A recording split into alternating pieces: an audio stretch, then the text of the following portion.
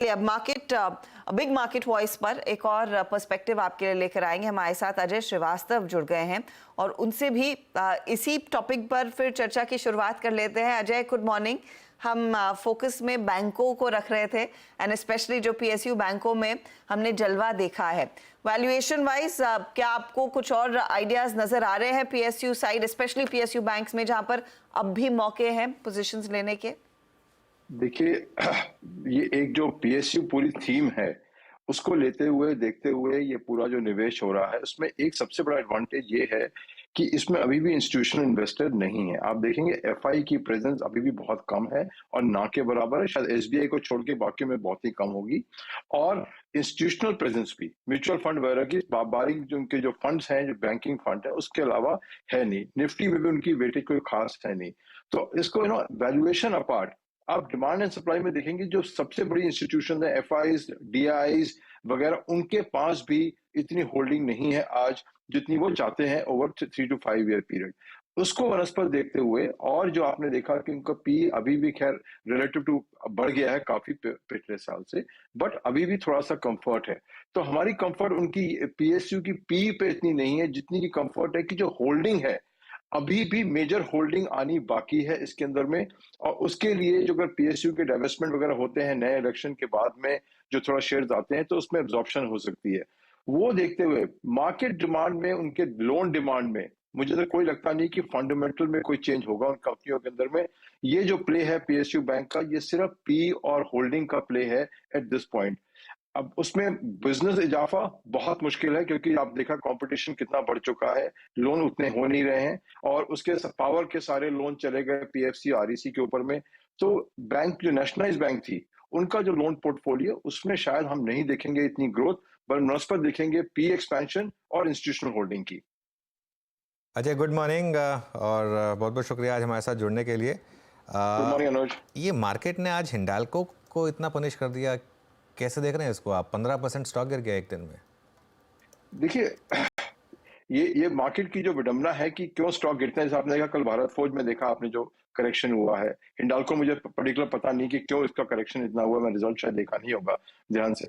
But इसमें देखिए हमेशा से आप ये क्या बात रखिए अनुज जी की ये जो स्टॉक्स हैं जहां पे मोमेंटम बाइंग हुई और उसमें रिटर्न नहीं आए लोगों के, उसमें से एग्जिट होगा लोगों का काफी हद तक होगा। बिकॉज ये जो मार्केट है आज ये है मोमेंटम बाइंग की। आपको मोमेंटम राइड करना है, ना कि सिर्फ लॉन्ग टर्म फंडामेंटल्स देखने हैं कि यार कभी 3 साल बाद, 4 साल बाद, 5 साल बाद ये शेयर बढ़ेगा। तो मार्केट की डायनेमिक्स आज कहती हैं कि मार्केट को कैपिटल को रोटेट करना है, कैपिटल को मोमेंटम स्टॉक में डालना है, ना कि ये लॉन्ग टर्म स्टोरीज के अंदर बिल्ड करना है। और वो शायद अच्छा है बुरा मैं नहीं जानता हूँ, बट ये काफी कंपनियों में ये प्ले चल रहा है। बिल्कुल। एक चीज़ है अजय की मार्केट में कुछ पॉकेट्स हैं जहां पर काफ़ी स्ट्रेंथ है, जैसे कि आईटी और फार्मा। क्या यहाँ पर अभी भी हाइडिंग स्पेस है और क्या यहाँ अभी भी वैल्यूएशन कंफर्ट है, स्पेशली आईटी में? देखिए, आईटी का प्ले तो सिर्फ जो प्ले है कि नैस्डैक अपने हिस्टोरिक हाइस पे है और एक्सपेक्टेशन है कि साल के मिडिल के बाद में से थोड़ा सा डेवलपमेंट शुरू होगी इंटरेस्ट रेट कटने की यूएस में, तो शायद डिमांड आएगी। इमीडिएट फ्यूचर में मार्च के फंडामेंटल में तो हमें कोई ट्रैक्शन नहीं आ रहा। अभी हमने देखे हैं जाके ट्रैवल करके कि ऑर्डर बुक अभी भी इतनी भर नहीं रही है, काफी कैंसिलेशन हो रही हैं ऑर्डर्स की आज की तारीख में भी बड़ी आईटी कंपनीज में। सो जिनको उम्मीद है कि मार्च क्वार्टर तक ये चेंज हो जाएगा demand scenario, I think disappointment होगा आईटी में, डेफिनेटली इन्वेस्टर डिसअपॉइंटमेंट होगा। और नैस्डैक की तरीके से अगर वो इंडिया बढ़ेगा, शायद ये गलत कहना होगा बिकॉज वो स्टोरी अलग है, ये स्टोरी अलग है। तो आज की तारीख में इतनी रिकवरी के बाद में हमारे हिसाब से आईटी में थोड़ा थमना चाहिए।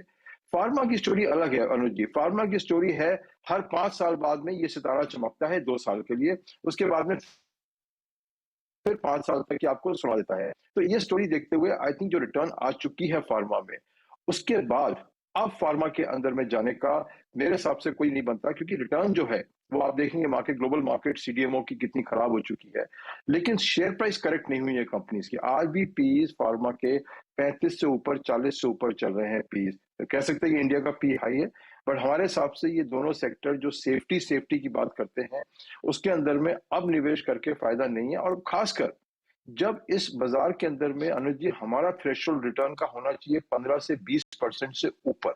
बिकॉज इतना तो इंटरेस्ट ही मिल जाएगा आपको एनसीडी वगैरह के अंदर में 10 से 12%, और इंक्लूडिंग रीट्स के अंदर में आपको 12 से 13% मिल रहा है आपको रिटर्न। तो आपका जो थ्रेशोल्ड है 20-22% का रिटर्न इन स्टॉक से मिलना बहुत मुश्किल है इस साल में। फैक्ट व्यू बन रहा है। अच्छा, बाय द वे इस बीच 21,700 के ऊपर निकलता हुआ निफ्टी एक अच्छी रिकवरी मार्केट्स में देखने को मिली है। 100.2 पर देखते ही देखते आ चुके हैं निफ्टी 50 में। निफ्टी बैंक भी अब 536 अंकों की बढ़त पर कर रहा है कारोबार, और मिड कैप इंडेक्स जहां पर आज इंट्राडे में हमने करीब 400-500 पॉइंट का नॉक देख लिया था, वहां पर भी डे लो से 700 पॉइंट का सुधार देखने को मिला है।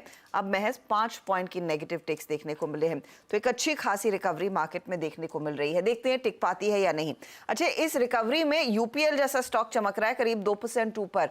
और अजय, ये केमिकल साइड पर हम सब ने देखा है, बारिंग 2-3 कंपनियां, सभी कंपनियों की कमेंट्री खराब रही, और लार्जली सब कह रहे हैं कि अगर पिकअप आएगा ये सेकंड क्वार्टर FY25 में ही आता दिखाई देगा।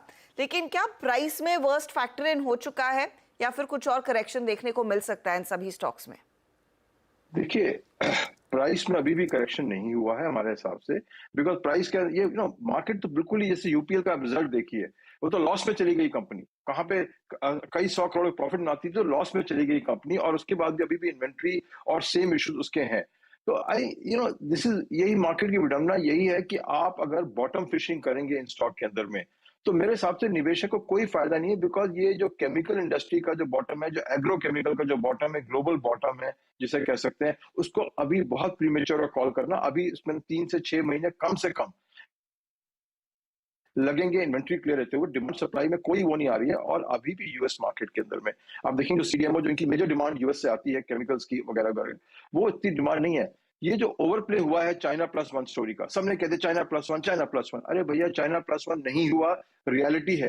रियलिटी ये है कि चाइना की सप्लाई चल रही है, रियलिटी ये है कि यूरोप बड़ा बन चुका है, रियलिटी ये है कि यूएस ने अपनी सप्लाई शुरू कर दी है, और उस कारण जो इंडियन आउटसोर्सिंग इंडस्ट्री है वो आज की तारीख में परेशान है कि उसके पास ऑर्डर बुक नहीं है, और ना ही 6 से 8 महीने आएगी। यूपीएल एक अलग किस्म की कंपनी है, क्योंकि वो अपने प्रोडक्ट भी बेचती है, और ज्यादातर अपने प्रोडक्ट ही बेचती है, तो उसकी स्टोरी अलग है, कॉम्प्लेक्स स्टोरी है, एक्विजिशन है, डेट की तरह आप देखिए उसकी बुक्स में, शायद अनुज जी बताते हैं, मेरे हिसाब से 30-40 हजार करोड़ का डेट होगा शायद उसकी बुक्स में आज की तारीख में। तो ऐसे लेवरेज प्ले, जबकि इंटरेस्ट रेट पीक के ऊपर है और आपकी इंडस्ट्री लोएस्ट है, उसमें अपना हाथ डालने से क्या फायदा। इतनी सारी अच्छी इंडस्ट्रीज हैं, अच्छे प्लेस चल रहे हैं, मेरे हिसाब से वैल्यू पिकअप करना केमिकल इंडस्ट्रीज में प्रीमेच्योर है इस समय। अभी भी इंडियन मार्केट के शेयर बहुत एक्सपेंसिव है कंपेयर टू ग्लोबल मार्केट, और ये वैल्यूएशन, ये खासकर 2-3 साल की वैल्यूएशन आई है केमिकल इंडस्ट्री में, कभी इतनी वैल्यूएशन होती नहीं थी। और मेरे हिसाब से अगर आप इससे दूर रहें अभी भी, तो बहुत बढ़िया रहेगा, बिकॉज रिकवरी हो सकती है, किसी को मालूम नहीं है, बट उसके अंदर आपको हाथ डालना अभी मार्च क्वार्टर के अंदर में, आई थिंक कोई फायदा नहीं है इसके अंदर में। अभी करेक्शन बहुत बाकी है इस इंडस्ट्री में, पी में करेक्शन बाकी है, कोई ग्रोथ नहीं। आप देखेंगे एसआरएफ जैसे रिजल्ट फ्लैट आते हैं, लेकिन उसमें शेयर प्राइस में कोई चेंज नहीं होता है। बहुत ऑप्टिमिज्म है इस इंडस्ट्री में, मार्केट में और इन्वेस्टर्स में। अच्छा, एक आखिरी सवाल, ये जितने भी ट्रैवल से रिलेटेड स्टॉक्स हैं, चाहे इंडिगो हो, चाहे जीएमआर एयरपोर्ट्स हो, इंडियन होटल्स हो, इनमें शानदार मोमेंटम है और मल्टी ईयर हाइस पर ये स्टॉक्स ट्रेड कर रहे हैं, और इंडियन होटल्स और इंडिगो तो खैर ऑल टाइम हाइस पर भी। ये स्पेस अभी भी जलवा दिखाएगी? देखिए, हमारी होल्डिंग है तो इसलिए इंटरेस्टेड पार्टी है, हम तो कहेंगे बिल्कुल दिखाएगी, क्योंकि ये एक बड़ा शिफ्ट हो गया अनुज जी कंजम्पशन पैटर्न में। जो पहले हम लोग गिफ्ट में आप देखेंगे, याद करेंगे, कपड़े खरीदते थे, और फिर इलेक्ट्रॉनिक का एक वेव आया कि इलेक्ट्रॉनिक खरीदते, अब वेव आया एक्सपीरियंसेस का उसके अंदर में। उसको वनस्पत देखते हुए ये जो इंडस्ट्रीज हैं, और ये काफी मोनोपोली इंडस्ट्रीज हो चुकी हैं, इनके अंदर में कंपटीशन बहुत कम है। तो होटल्स को ले लीजिए जहां पे एक्सपेंशन स्प्री चल रही है लगातार, एयरलाइन में ले लीजिए एक्सपेंशन स्प्री। हैरान था मैं कि जिस स्पीड पे एक्सपेंशन हो रही है, कि एक इंडियन एयर कंपनी ने सडनली 1 साल के अंदर में 42 फॉरेन डेस्टिनेशन खोल दिए एयरलाइन ने। आसान नहीं है 42 डेस्टिनेशन खोलना अनुज जी, लॉजिस्टिक्स करना, सारा फ्लाइट करना पूरा आसान नहीं है। आई थिंक अभी तो मेरे हिसाब से अनुज जी बुरा शुरुआत है ये तो, जो अभी अगले 5 से 10 साल के अंदर में हम इस 2 इंडस्ट्रीज को देखेंगे, वो एकदम अलग ही ट्रेजेक्टरी की ग्रोथ होगी और कंसोलिडेशन होगी। जितने भी छोटे होटल्स हैं, छोटी एयरलाइंस हैं, इंडिया में खैर बची नहीं छोटी एयरलाइंस, वो सब इसमें कंसोलिडेट होंगी, और एक दिन ये ग्लोबल प्लेयर बनेंगे हमारे ये 2 इंडस्ट्री के प्लेयर्स। खासकर इन पे दोनों के अंदर में सेक्टर्स में प्लेयर वो हैं जिनमें फाइनेंशियल स्ट्रेंथ है। आप ग्लोबली इंडस्ट्री को देख लीजिए, आज की तारीख में हमारी एयरलाइन इंडस्ट्री के अंदर में बेस्ट फाइनेंशियल स्ट्रेंथ की 2 कंपनियां खड़ी हुई हैं। होटल में देख लीजिए, टाटा के बराबर में कौन आप खड़ा कर सकता है आपकी तारीख में फाइनेंशियल स्ट्रेंथ में। तो इस सेक्टर्स को मत छोड़िए, करेक्शन आपका दोस्त है, उसको यूज करिए और इसमें लगे रहिए।